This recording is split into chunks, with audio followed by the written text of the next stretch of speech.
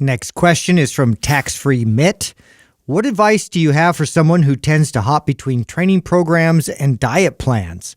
I get excited to start something new, but tend to quickly get fixated on what I want to do next. Yeah, you're falling in love with the feeling of excitement and motivation. Novelty. Yeah. The entertainment of it. Yeah, and no, here's the deal. I understand, okay? When I feel motivated and excited, it's one of my favorite feelings. Like, nothing's hard.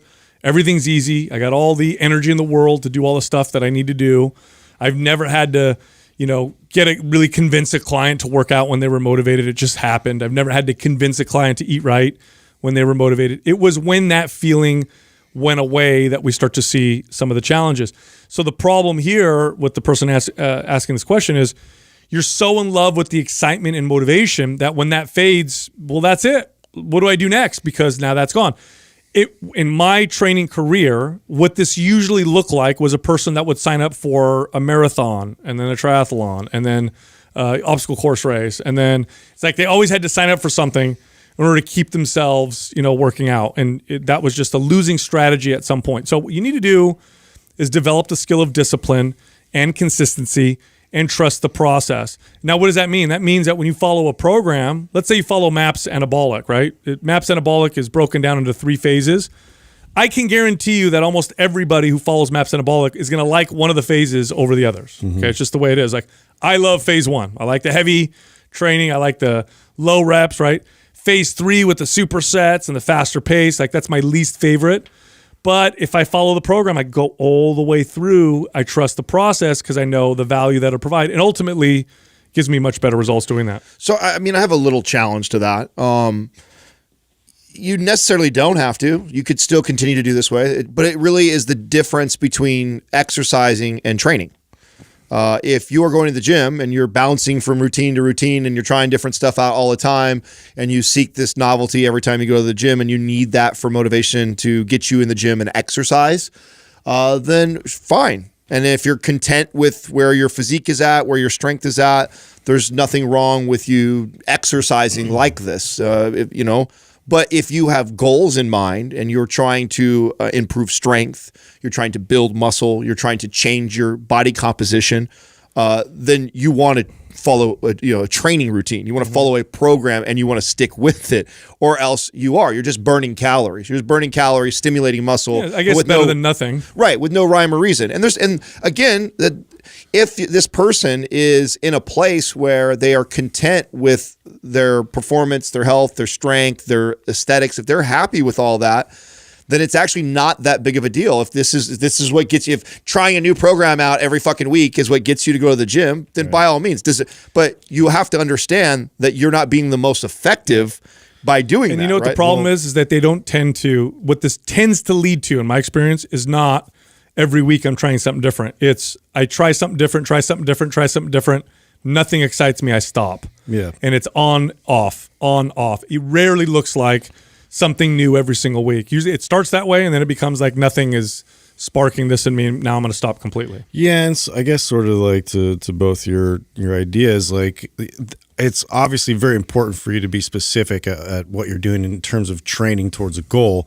And so if that's in mind and that's sort of your cornerstone that you come back to, there's plenty of room for you to interrupt that with, novelty and adding in like a new type of a program to be entertained by and just keep it fresh and keep it going. And this is something that I do occasionally.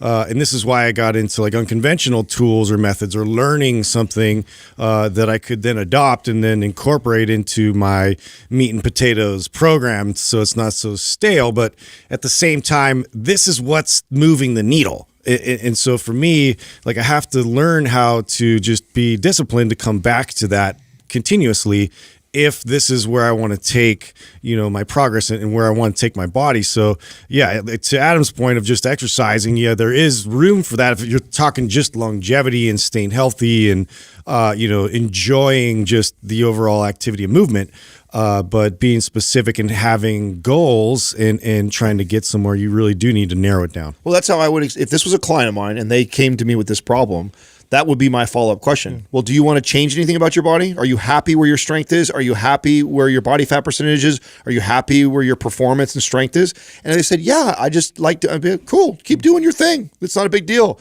But if you go, well, I would like to lean out a little bit more, and I would like to be a little stronger, or I would like to work on my shoulder. Oh, okay, well, then we need to train.